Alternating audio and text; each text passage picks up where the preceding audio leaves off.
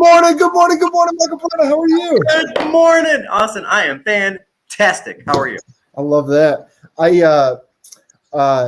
The theme of this morning is coffee already. So, Mike, you went over to just to give them a shout out. You went over to the Proving Grounds and got yourself a cold brew, right?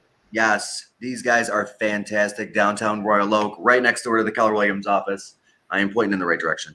But yeah, no, they're actually really good. I really like their coffee, and they're very nice. They're friendly. Yeah, and they have good teas. Yeah. Yeah, I was talking to you on the phone, and they were talking to you, and they go, "Hey, are you the real estate agent guy, Mike?" And you were like, "Am I in trouble?" And you're like, "No," and you're like, "Yeah, that's me. Can I have a cold brew?" They were really friendly. I agree. They were really friendly, and we had like 4 minutes till we had to get on, so I was trying to like be friendly but get through it. So I'm like, I'll be back after this, and I'm gonna go over. I'm gonna apologize for being so curt. I don't feel like I was curt, but I might have been. I don't know. You were on the phone.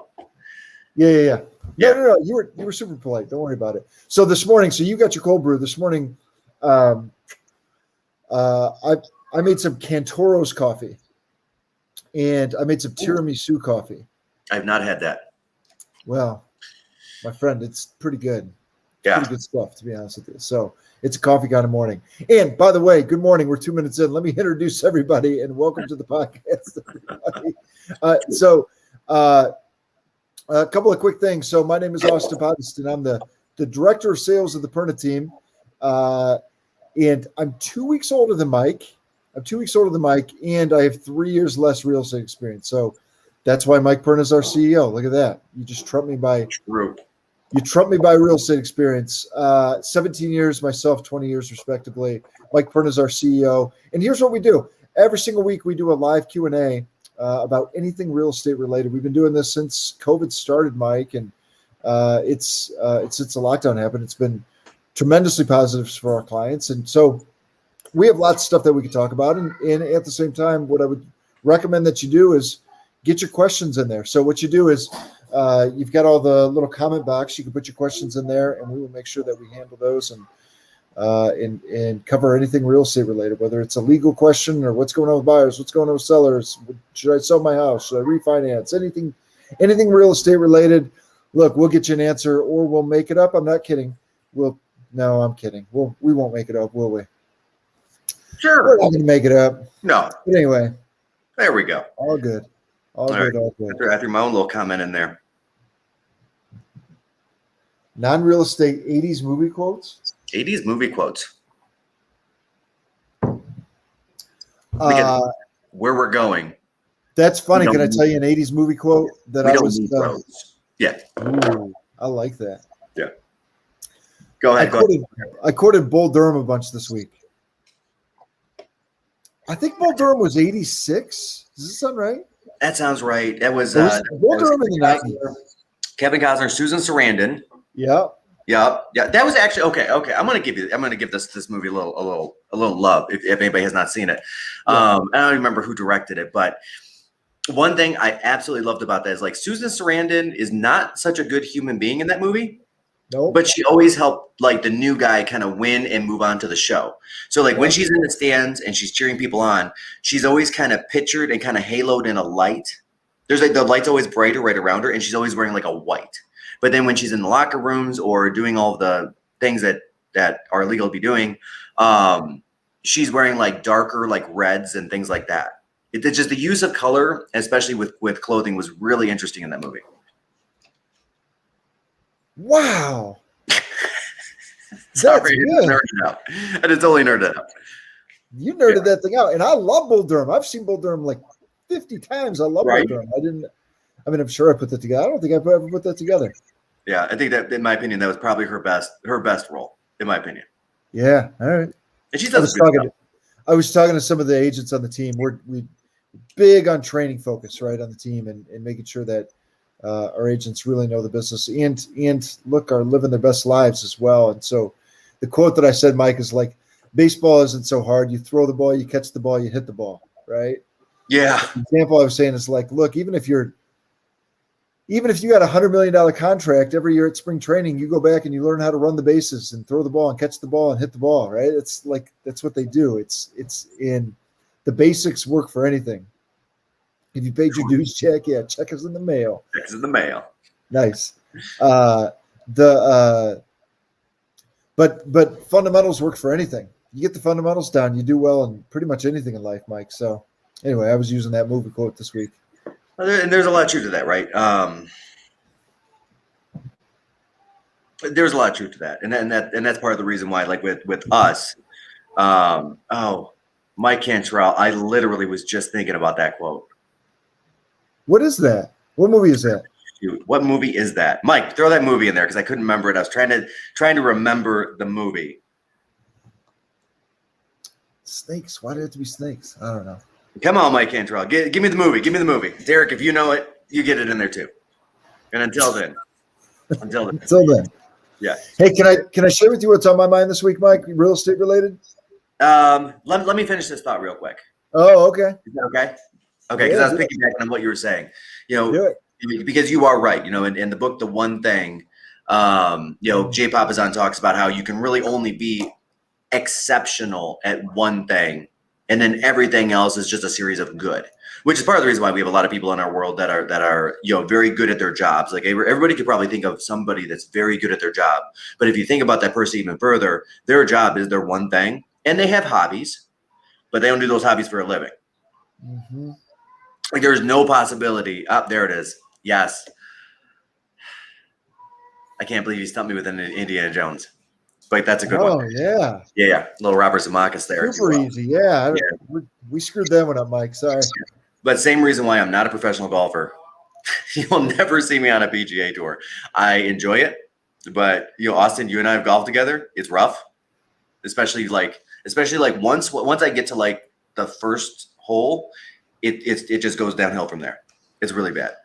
But seriously, you do. You point one direction, the ball goes the other direction. It just goes in a completely different direction. Yeah. But same thing with us, where as real estate agents, we do focus on residential real estate for families. That is our focus. We do have people that do commercial that we will refer to. So if you have something commercial, great, bring it to us. We know good people, but we're also not going to focus on it.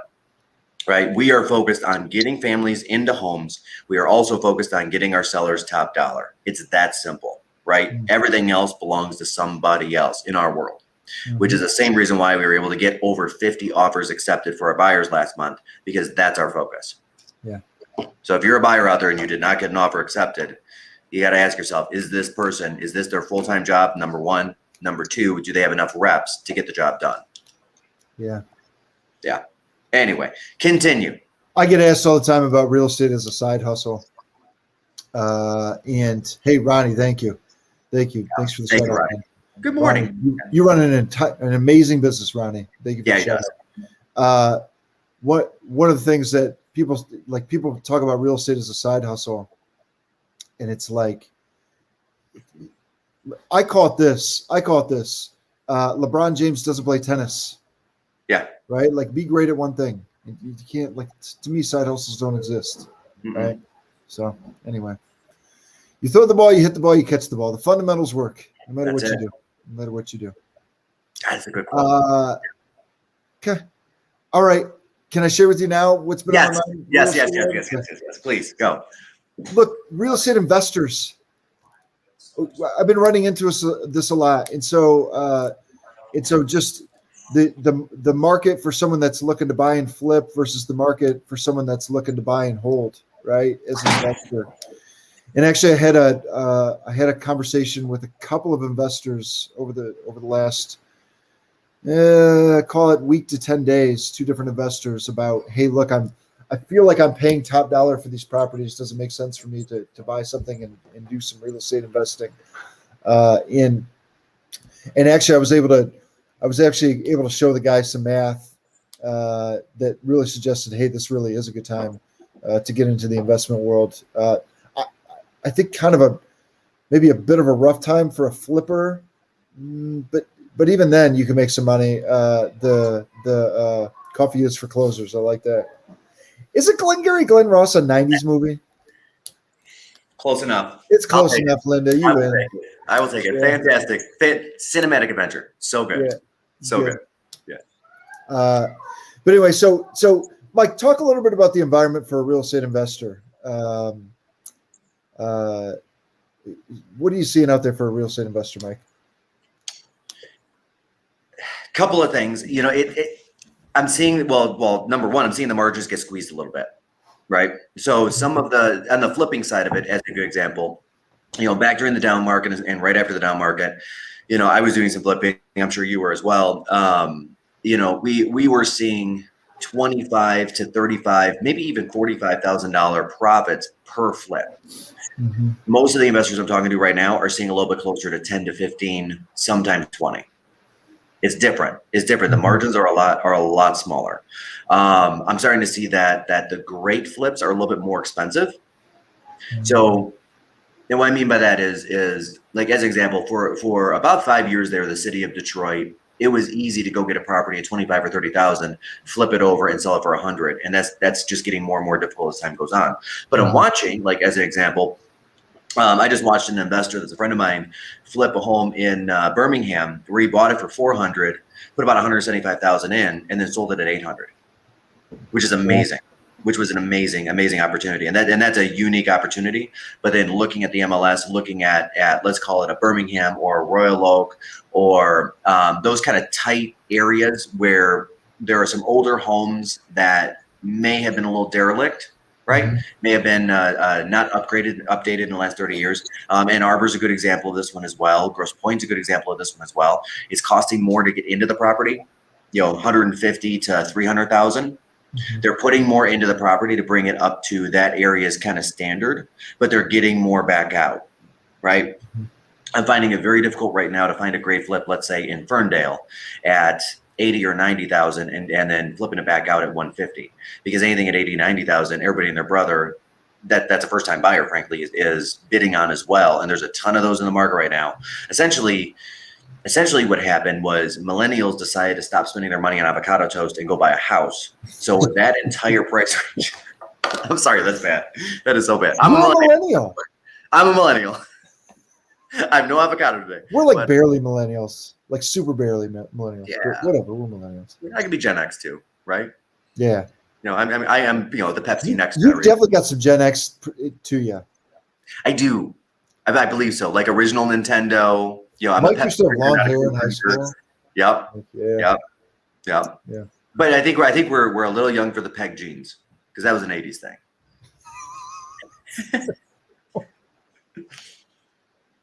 Yeah. But what I am seeing right now is a lot of buy and holds are being wildly successful, right?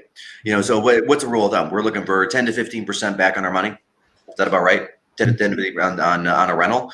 And I'm seeing numbers hitting closer to 20% because rents have just gotten egregiously high over the last, 24, 36 months. I mean, here in Royal Oak, again, just looking at it, like you can buy a house at 200,000 or 225,000 and you can rent it out at 1,800 a month to somebody with a great credit, a 700 plus credit or a 680 plus credit score. Because putting it on at 1,700 a month, you're getting 30 offers on the rental, right? And that lets you be, I was right. Peg jeans is Gen X. But the rental is more today than it was back then. Yeah. Does that make sense? Uh-huh. Yeah. So I'm seeing a lot of investors kind of go that route right now. They're picking up the buy and holds more than they're doing the flipping. Now, that also put a big squeeze, of course, on that price range, right? So National Association of Realtors, their numbers for the first quarter was 1 in 18 offers was made by an investor a year ago, and now it's 1 in 12. Interesting. And that's a heck of a different number. I mean, and that's the market in its entirety, not just first time buyer range. And I can tell you this right now, as an investor myself, that's where I live, is that first time buyer range, because I want a property that I can rent out to more people, which is that 1,000 to 1,800 mark. Because if I'm buying a home that I got to rent out at 3,500 a month, that's hard. There are a lot fewer people willing to rent that property because most of those just turn into buyers. Yeah, no, you hit it right on the head. Okay. Wasn't sure where you're going with it, but No, you hit it right on the head. Look, if you want to flip properties right now, you got to be a pro. Mm-hmm. You got to be a pro. Like you either got to go high price ranges, like you were saying, like a Birmingham, or you're seeing like Royal Oak. A lot of people are doing add-ons, or you got to really steal a property, which is difficult to do, which means it's probably in really bad shape. So you got to be able to come in cash. You got to have a crew, and like in previously, a lot of these guys were operating on margins of like 30% on a flip, and it's been cut way down to kind of 10 or 20%. And like you got to think about it, like if you got a 20% margin and you have 15% overrides, just because that's what happens, right? You buy a house that's beat up and just you start getting into a project and there's more and more and more and more stuff. It's really easy to turn that into a loss pretty quickly. But the buy and hold is really interesting. So like here's the back of the napkin math that I did for this client, Mike. Yeah. Like they were buying something at $200,000, and it typically lenders want you to have 20% down on investment properties. Not always, but that's what I'm usually seeing, right? Yeah, so 20 or 30. Yeah. Yep. And then you've got some closing costs in there, nothing too crazy, but you've got to prepay interest, you got to prepay all that stuff. So you're putting 20% down on a 200,000. That's 40,000 plus whatever closing costs. So let's just round and call it 45. It's probably a fair number, $45,000 all in. And so then on that money, on that $160,000, the house payment is, I don't know, call it $1,100, $1,200, something like that, depending on the area, depending on the taxes. Yeah, so 3 or 4 of those at least. Yeah. So then you're taking that same property and you're renting it for $1,600. Now, one of the concerns that investors are having is you're paying top dollar for a property compared to what you might have 5 years ago. Right. But with the rates so low, that payment, and so if you're a buy and hold investor, you care about cash flow, right? So here's how that looks. So not only are you making $400 a month on that, and let's pretend that you own the house, Mike. Let's pretend that you own the house for 10 years? Call it 120 months. Yeah. Okay, so what's 120 months times 400? 48 grand, right? 48. Yeah. 48,800. Huh? 48,800. Is that right? 48 flat. No. 48 flat. You overthought it.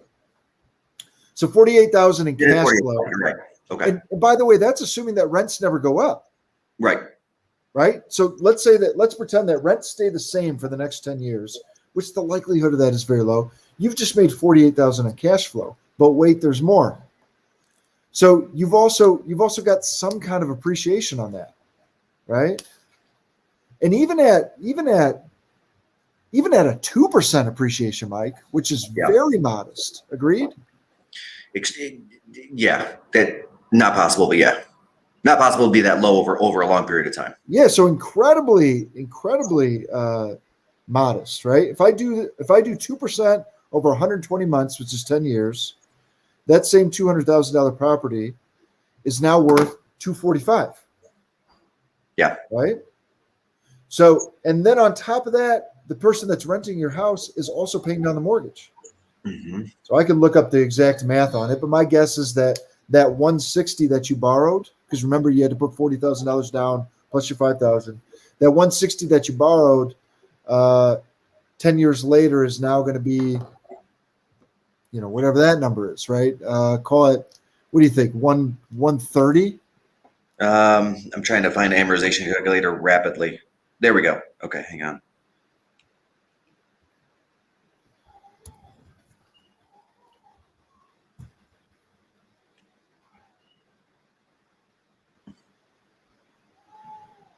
Yeah, if I do a loan amount of 160, Mike, here, I got it right here. If I do a loan amount of 160, I just pretend a 3.5 rate.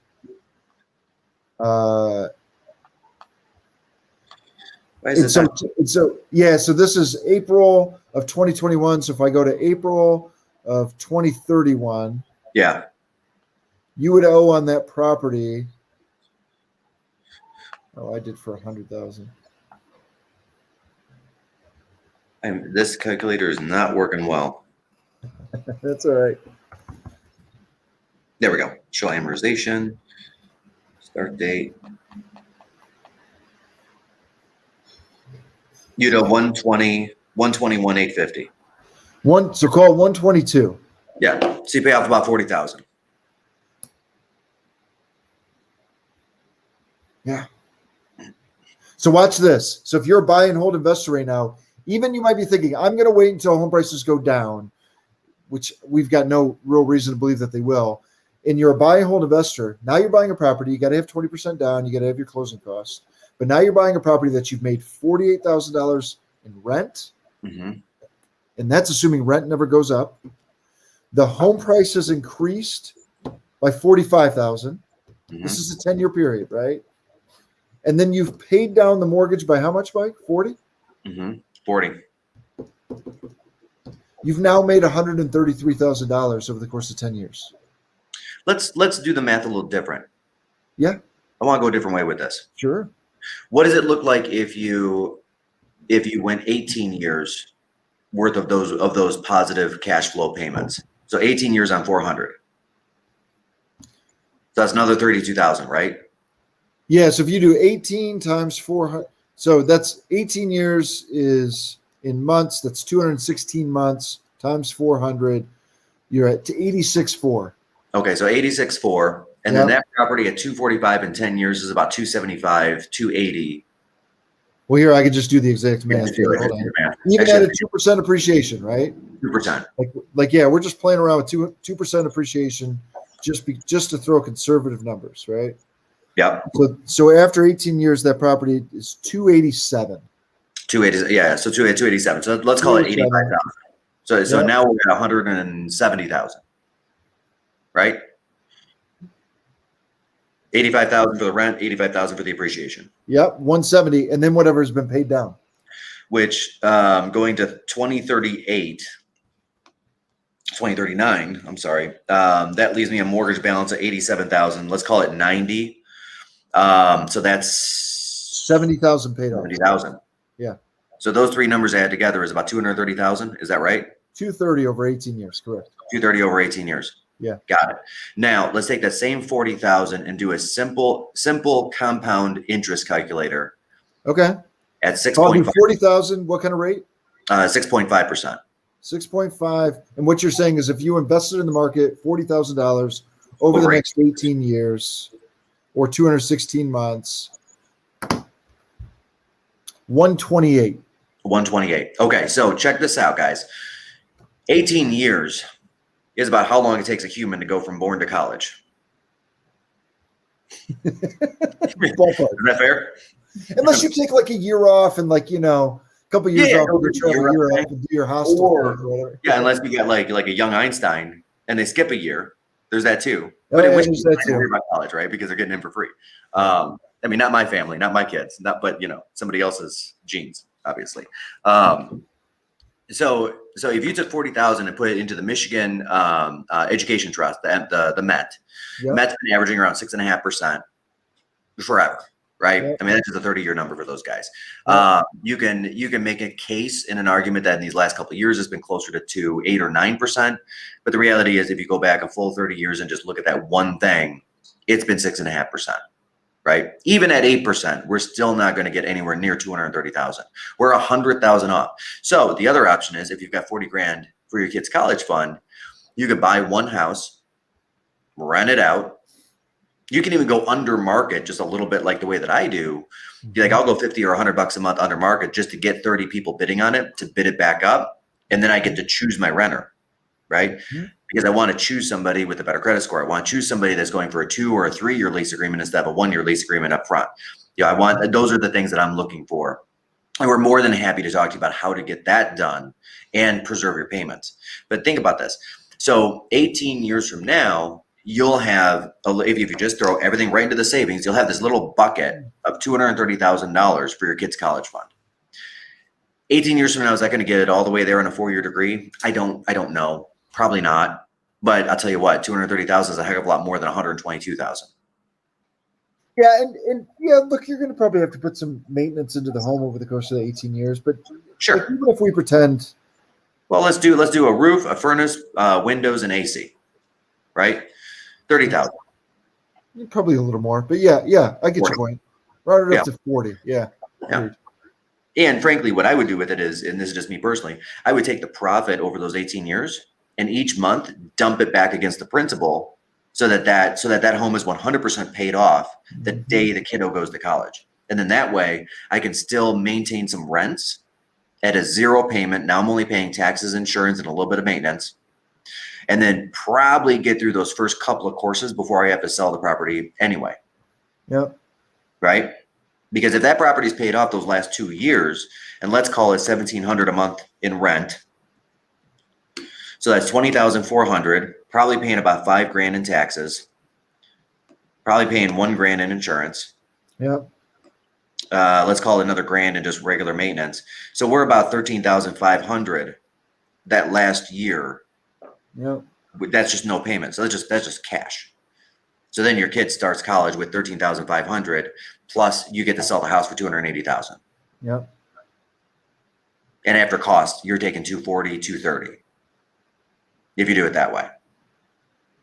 Yeah, and that just reminds me of a friend of mine over in Baltimore that he's doing that for his kids.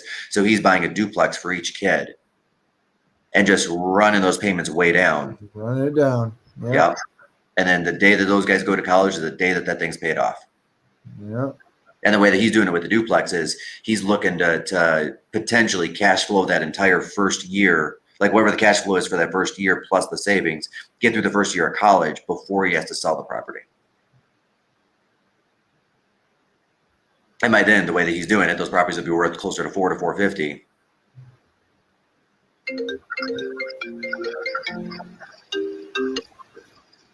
Interesting. Yep. Yeah. So it really is kind of a good environment if you're a buy and hold person. Mm-hmm. It's really hard to go wrong. It's really hard to go wrong. Well, and I'll comment on this, guys. Like the properties we're talking about in that 200 or 180 or 225 or whatever it is, everybody and their brother has heard all of the horror stories around rentals. Is that fair? Yep. Oh yeah. Like, everybody's heard the horror stories, and the horror stories. I mean, think about this, right? When you eat at a bad restaurant, the statistics are you tell 7 people. When you eat at a good restaurant, the statistics are you tell 1 person. So are there really that many horror stories? Or is it just the same horror stories told 7 times the amount of time? Yeah. Right? Look, and it's just like anything else. Like you got to be smart about who you're renting your home Yes. to. I mean, yes. And I was going to go to that. Like at that 180 to 225 range, we're talking about areas with good renters, good employment, people that have higher credit scores, higher incomes, but they're just not homeowners or not homeowners yet. Yeah. But they also have that mentality, so they maintain those properties a little better for you, which is good. I had a friend of mine back in the down market where he was just ecstatic picking up homes at 2, 3, 5, 10, 15,000 all over Detroit. And I got to be honest, I mean, he was in court as much as he wasn't on these properties trying to get people out. And that's not a negative thing or a mean thing, but if you looked at the pure percentage of potential income, even at renting the thing at $450 a month or $500 a month, I mean, you're buying a home at $14,000, you put 20 grand into it to make it livable. Let's say you're all in at 30, 35, maybe even 40, but you're bringing in $6 grand a year. That's not bad until you have to go to court a whole bunch of times. Yeah. And then that turns into a problem, in my opinion. $1,200 a pop being in court. Yep. Yeah.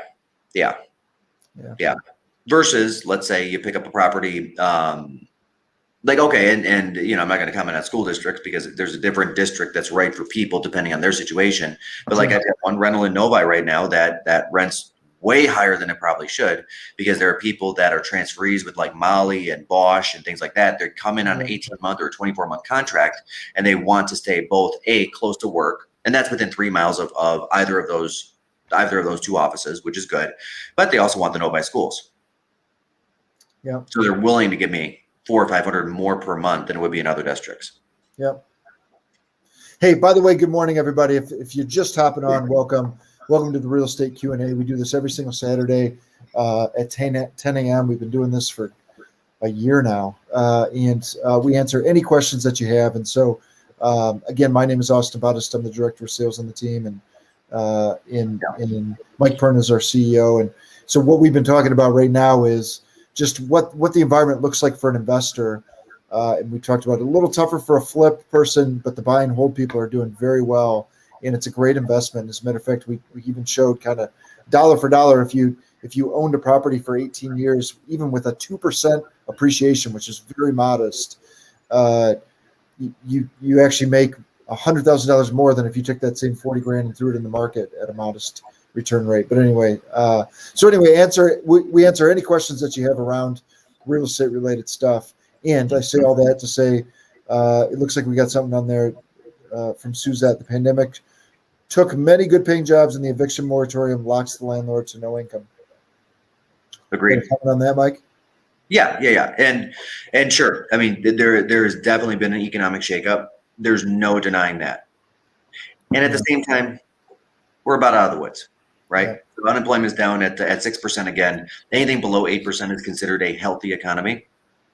And okay. And I'm going to comment on that. So it feels different because we've gotten used to, over these last 30 or 40 years, the 4% number being kind of the standard number, and anything below 4% is considered doing fantastic. Anything above 5% is considered high unemployment. Unemployment wise, and that's just not true, right? Like if you look at other countries as an example, like look at Spain, for example, right? They don't go below 20%.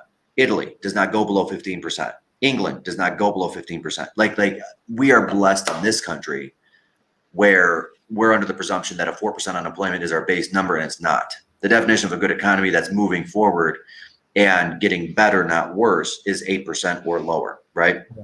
And that's a pretty standard. I mean, all economists pretty much just agree on that number, or a number within 0.5% either way. Yeah. Economists actually argue that when unemployment gets too low, that it's actually unhealthy for the economy. Well, and therein lies the problem, because the 4% number is actually zero. So 4% unemployment is considered 100% employment by pretty much any economist out there as well. And the reasons for that is because there are a lot of people, there's a significant number of people that just choose to opt out of the workplace market for whatever reason. But there are a significant number of contract employees in the United States that can go 6 months or 8 months between contracts. Actually, I'll use my sister as an example, right? So she's in that place now where with her HR, her next step in life is probably going to be a contract position where she comes in, fixes a company's problems here, or advises them here, or helps them set up, their benefits packaging here. And that might be a 4-month contract, and the pay on it looks fantastic on the surface. But then when you realize, okay, over the next 12 months, she probably won't have a job. So the next 12 months, her job is finding the next job. Right. Mm-hmm. And when you extrapolate it out, it's a normal pay, but she's classified as unemployed during the months where she doesn't actively have a contract. Mm-hmm. Right. So there's a lot of that as well. And a lot of like, what do you call those people that tell other people what to do? Advisors. Advisors. Right. You know what I'm talking about, right? Not tell other people what to do. Advise them what to do. Advise them what to do, like help them find gaps in their businesses. Yeah. You know what I'm talking about? Consultants. What's that? Consultants. Thank you. There it is. I'm having today is not my day for words. I swear, guys. Coffee break. Yeah. Right. Yeah. But I mean, if we look at it, the numbers just came out. 744,000 people. I just caught this. I didn't read the full article on it. I apologize. I usually do. But last month, 744,000 people filed for unemployment. However, that number is still trending down and down and down, not up and up and up. So that's a good thing. Good thing. Yeah. And I agree. The pandemic took a lot of jobs, but they're pretty much all back, or they will be back within the next few months, looking at the trajectory, which was a nifty thing over the last recession. So the last recession, and I know we've covered this before, but just to retread it, we saw unemployment float up to a little bit above 10%, and that took almost 2 years, and it took another 3 years for it to come back down to a normal below 6%. You're saying, ladies and gentlemen, in 2008, 2009, when that last recession hit, it took a while to come up, and it took a while to go down. Sorry, Mike. Yeah. In this one, I mean, we saw that number hit way up there at 14 to 16%, depending on which data set you're looking at. But we saw that happen in 120 days. Sharp spike. Yeah. And 120 days later, we were back below 10%. 120 days after that, we were back below 8%. Yeah. It was a very momentary situation versus this half a decade long thing that we're straddling. So that's a good thing. Second, that moratorium is going to be coming up, and it's going to be coming up pretty quick in the next couple of months. And I'm not sure what kind of boat you're in, Austin, because honestly, we haven't talked about it. But I've been blessed with my rentals that I haven't had anybody not pay yet. I just haven't. Yeah. I haven't even had anybody miss a payment. I think it's happening. I mean, obviously, it's happening. We've got a client who got stuck with one. It was just like couldn't get the people to leave. Nothing, and it was like. Matter of fact, she had even offered. She was so frustrated, and I had even offered. I had said, "Hey, look, offer to pay them some money." She's like, "I'm not paying them money to get out of the house." I go, "Hey, look, I'll forgive all the rents, and I'll pay you $1,500 to move out of the house right now."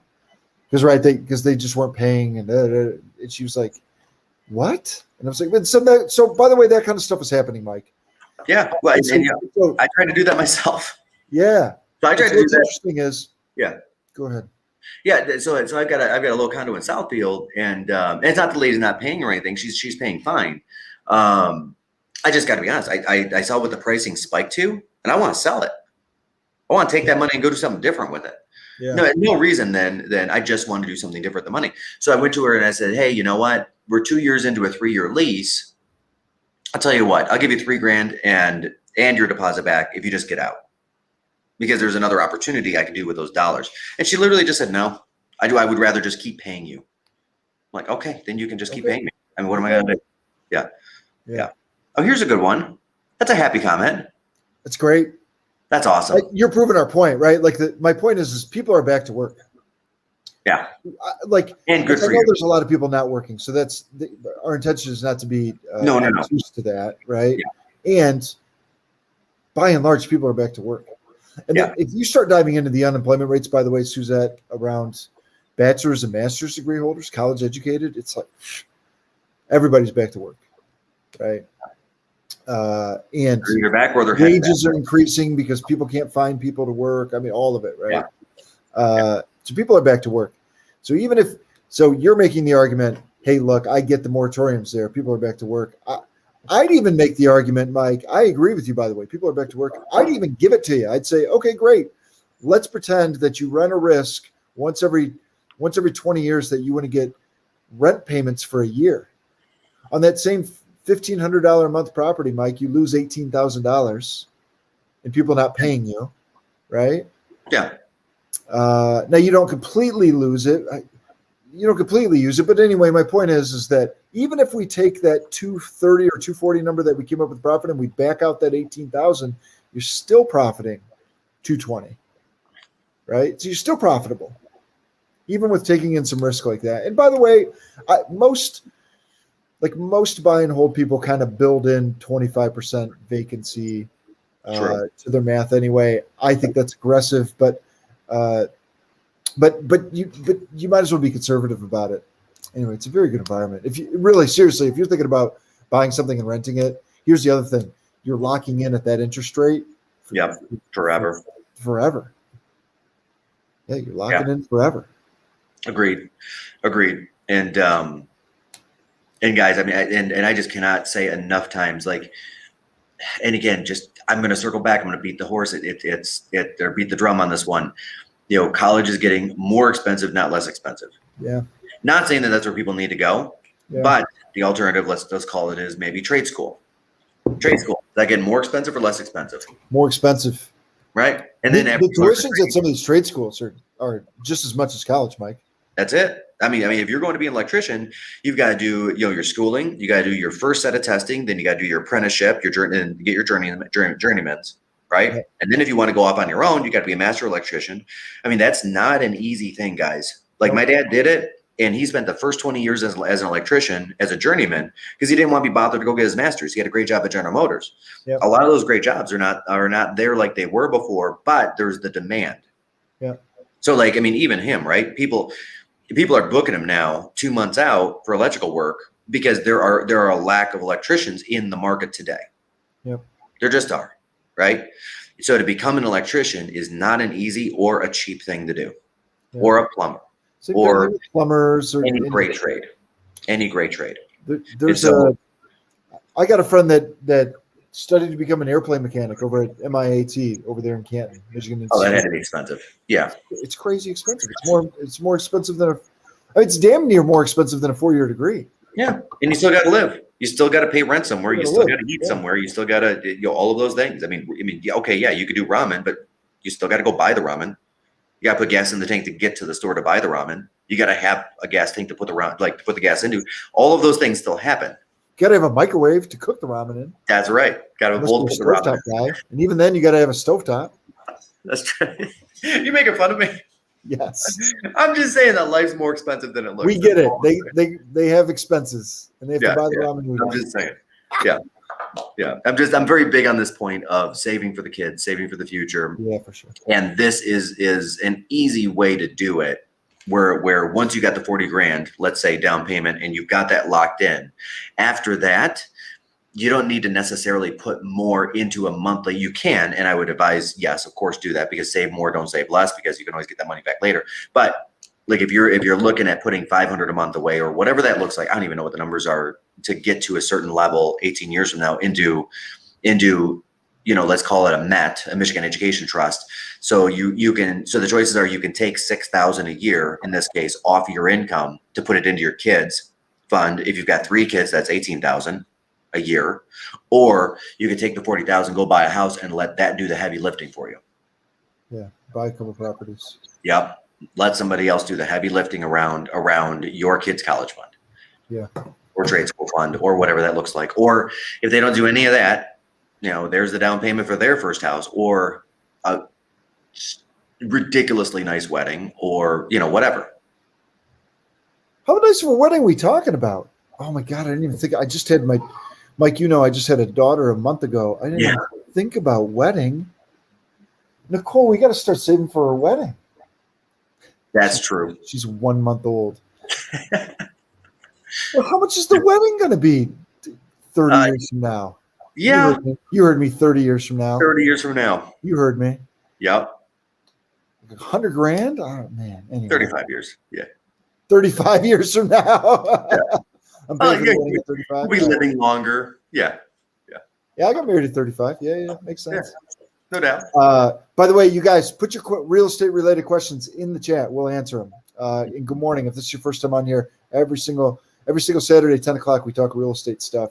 And we'll answer anything that you got. Between the two of us, we've got almost 40 years real estate experience, and I don't know, 20,000 transactions. So get it in there and can help. And in the meantime, we've been talking about what the investor market looks like, and what the buy and hold market looks like, and how to turn $40,000 into because you get your 40 grand back. So really turning it into 270.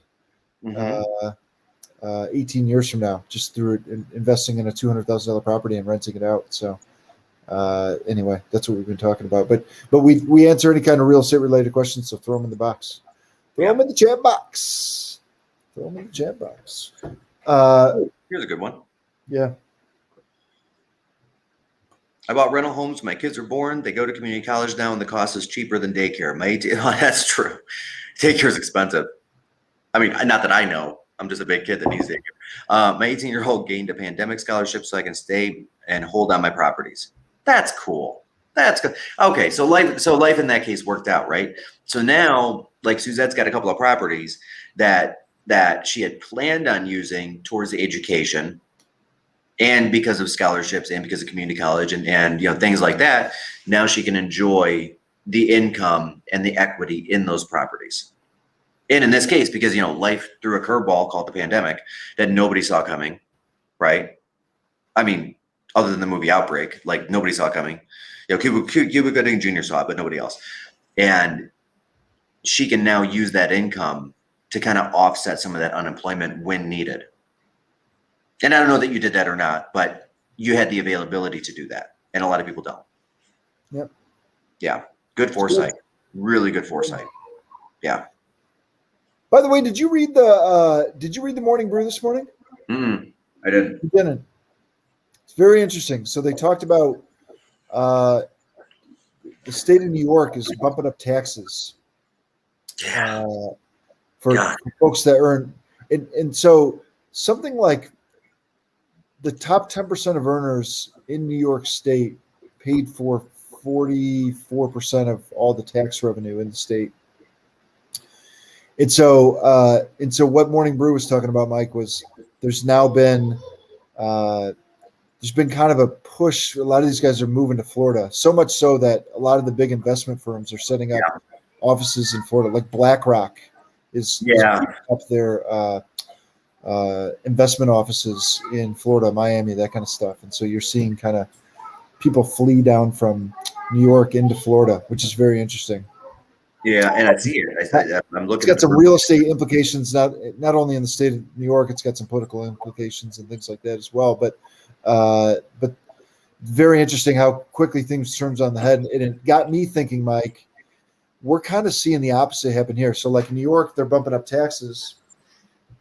And so people are kind of fleeing. It's a very difficult to afford living right out there. It's not uncommon for a really normal single family home to have $1,000 a month just in taxes, right? On Long Island and in Manhattan and whatnot. But anyway, or Brooklyn, and we're seeing a lot of those folks from the coast move back to Michigan.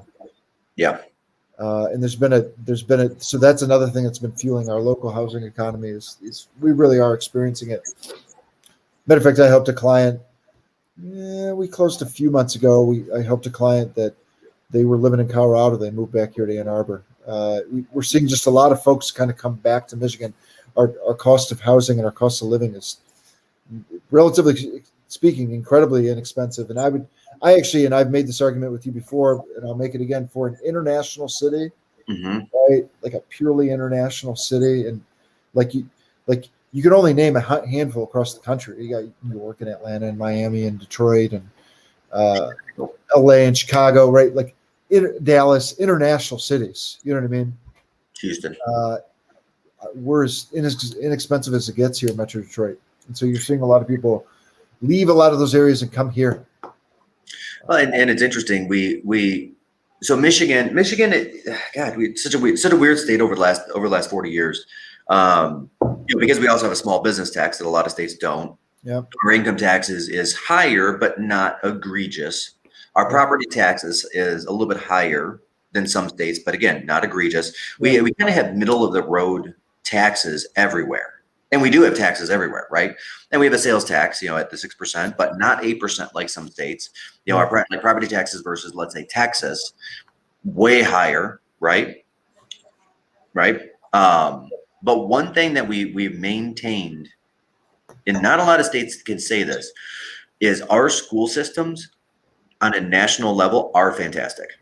They really are. Yeah. They really are. And it's a big attractor to Michigan. Second big attractor to Michigan is we do have 4 seasons. Yep. It's beautiful. I mean, it is a beautiful state. I mean, and yes, I'm biased because I'm from here. I live here and I don't intend to leave here. But I do find it to be an amazing state because within a couple of hours, you can have all kinds of different experiences that a lot of states you just don't. Yep. Right? But it's interesting, to that point, Austin, where a lot of companies are now becoming a little more concerned with cost of living. And we're seeing areas like California, we're seeing areas like New York, where they're looking at the tax situation. They're also looking at their employees' cost of living and how much they have to pay them. And they're saying, you know what, let's make these moves. Let's move the offices. And looking at like an Amazon's now telling a lot of their work from home force, hey, you can live anywhere and we'll adjust your pay according to where you live. And that's interesting. Like if you choose California, you'll make more money, but you're also spending more money, right? Versus, let's say, Arizona, right, where cost of living is lower, a lot closer to here. Yep. Yeah. Just interesting the way this whole thing is shaking out. And General Motors itself finally kind of what I had been predicting over the last 6 months actually happened. For their people that are work from home that has worked, and a good segment of their corporate people, it really has. They've now said, okay, we're officially going to say we're okay with you guys never coming back in the office, and you can now live anywhere. So that's a thing. Yeah. Right. And just like on the other end where I've had some past clients that are engineers at General Motors and things like that. And I've asked the question that because they're moving out to like a Metamora or way out there where it's an hour and a half drive to get to the Renson. It's like, what are you going to do when they call you back in July? Because that was the plan. And then, the answer by one guy was, well, I'll just go find a different job. Like, do you know how many job offers I get right now to pull me away from General Motors? I'll just go find a different job. Engineers are at a premium. Yep. Because my quality of life is so much better now. I get to see my kids more. I get to see my family more. Even living in Troy, it's still not that short of a commute to get down to the Renson or over to the tech center or over to the proving grounds, which are kind of the three mainstays right there. But work from home, he gets to shore up 80 minutes a day, which doesn't sound like a lot, but 80 minutes a day. 80 minutes is a lot. That's 400 minutes a week. That's 1,600 minutes a month that he can put right back into breakfast with the kids. It's 20,000 minutes a year. 20,000. Yeah, that's 333 hours that he would have been driving back and forth pre-pandemic that he's home.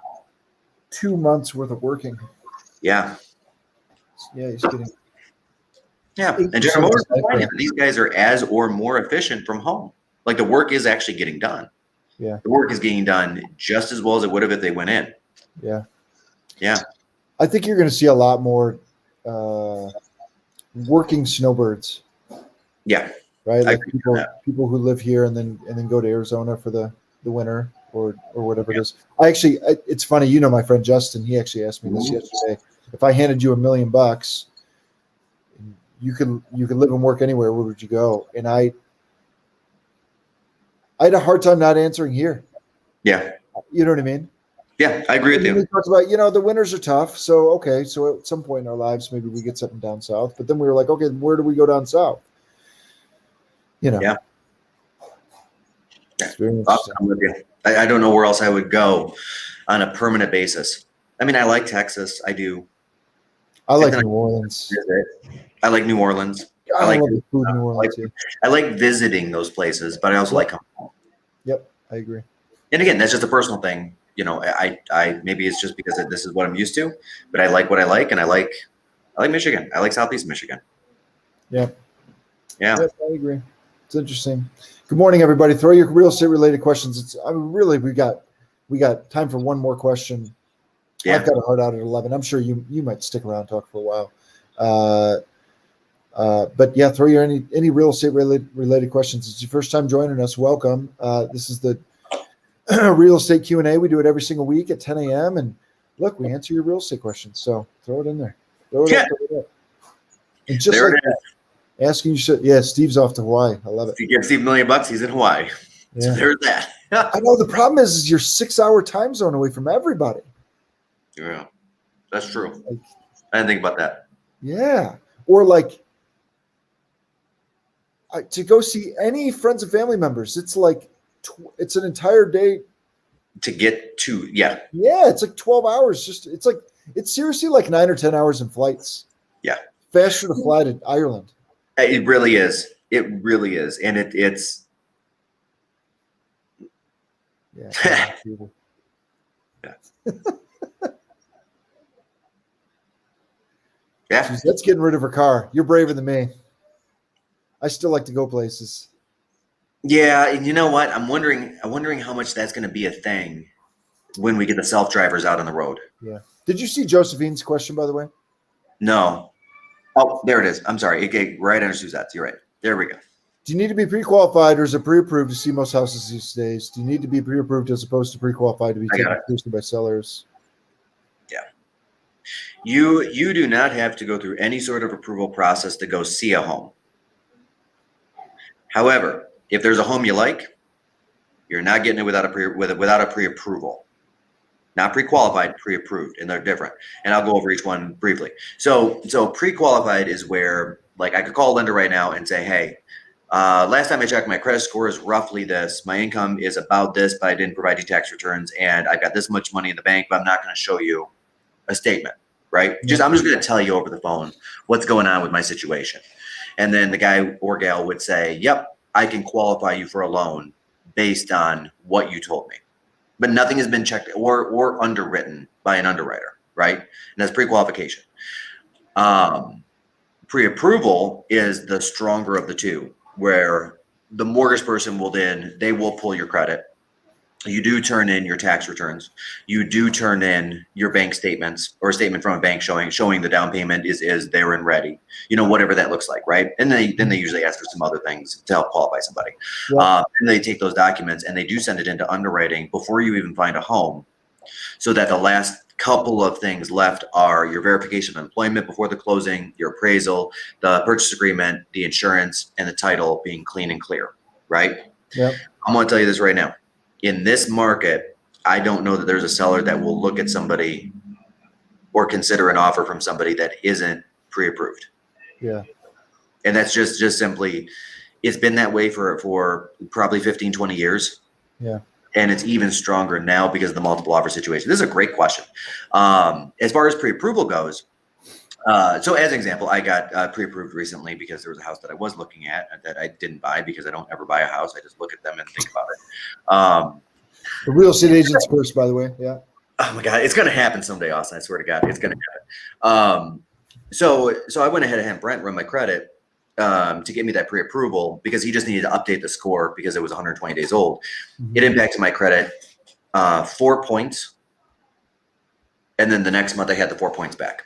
Yeah. That's it. That's all. It's not a big deal. The credit companies expect for you to apply for mortgages. It's not a big deal. Yeah. And credit companies typically allow for 2 or 3 runs in a 30-day period because they look at it because their thinking is, okay, this person is shopping for a home. Now, once you get to 4, 5, and 6, now they really start impacting your credit because I actually think it's more than that. But yeah, you got the idea. Yeah. Because now the credit companies are thinking, the credit bureaus are thinking, hey, if this person went to 6 or 7 different places for a mortgage, then they clearly can't get a mortgage. Yeah. Because you always find the place you go within 2 or 3. And that's just what they're thinking. It doesn't mean it's true. It's just what the credit bureaus are thinking, right? Yeah. So my opinion, if you're considering buying a home anytime in the next 90 days or less, get pre-approved quickly. Now is a good day to do that. Second part of that is with interest rates as low as they are, I'm finding a lot of people are looking at homes that are not in the price range that they're actually looking at. And here's what I mean by that. So I've got a past client that came back to me and literally just told me he was looking at 350-ish. And I'm like, great. Have you been pre-approved yet? No, not yet. I'm like, great, let's go get you pre-approved. He just said, no. I've got the income, I've got the down payment from the house sale when I saw that one, blah, blah. So we did. And we were looking at homes at 350. Wasn't really seeing what he was looking for. And he was just about to make an offer on one. And I forced the issue. And I was like, nobody's going to even look at the offer unless we get pre-approved. We have to get this done. Yeah. He came back and said, literally within the hour, said, you know what? I'm not making an offer on that home. Raise my price $100,000 because my payment is so much lower than I thought. Than I thought it was in the first place. So I can get a better house. Yeah. And he had been struggling. Here's how I'd answer this. I got to run in a minute and a half, so I do want to get an answer here, Mike. Yeah, go ahead. One, you technically don't need either one to go see houses technically. And here's what I would say: with COVID, a lot of sellers are saying we don't want people through our house unless they have it, and they have that right, by the way. That's true. So you might run into that. Number two is what I find is that clients kind of fall into 3 different camps. One is they don't think there's any way that they're going to get approved. 2 is like they're kind of iffy in the middle, and 3 is like, hey, I got a bunch of money in the bank. I know my credit's great. I got a great paying job. I'm not worried about it even a little bit. Right? Yeah. And you know which of those buckets you fall into, right? You know it. And if you're in the other 2, the iffy and the I'm not, and I don't think, then you absolutely got to get it checked out ahead of time, because you don't want to put yourself in a position where you're getting emotionally bought into a house only to lose it because you didn't take the time to get pre-approved up front. Yeah. And yes, a pre-approval means a lot more, because here's what, if you're the listing agent, and we're listing agents too, and you get an offer and it's a great offer, we're picking up the phone and calling your lender. Mm-hmm. Hey, so what's the deal? Have you looked at this guy's tax returns and bank statements and all that stuff? Technically, they don't have to tell us, right? But they do oftentimes, and we're going to know, right? And so if we have one where they've looked at the entire suite of documents, and we have another one where they've looked at nothing, only the credit, guess which one as a seller that you're going to choose. So just do the work up front. And that's it. Yeah. Yeah, you're so empowered. You have confidence going into the situation. You know more about the process. It all around the world. It's a great thing to do. There are literally, I cannot think of one single negative to getting that pre-approval. Yep. That's a great note to end on. Love it. Love it. All right, close us out, Austin. Take us home. Hey, first and foremost, thank you all so much to all of our clients, all of you all that are on here, and all of the team members that work for us. Look, we're so appreciative of you, and so we do this every single week, 10 a.m., and it's designed to be able to answer any questions that you have around real estate and really get you guys the info. The more educated you are, the better. And look, one of the things that we say every single week, and I'll say it again, Mike, we just think we're the luckiest people on earth. We get to help people accomplish the number one predictor of wealth, the number one predictor of family, all of it. And we get to listen to people and help them accomplish what's important to them every single day. And we don't take that lightly. And so we're super appreciative of you. And thanks for hanging out with us. What else did I miss? Absolutely. That's all we got. Cool. That'll do it. Week. Have a great weekend, everybody. Get out there and enjoy the sun. Have fun. Boom. See ya.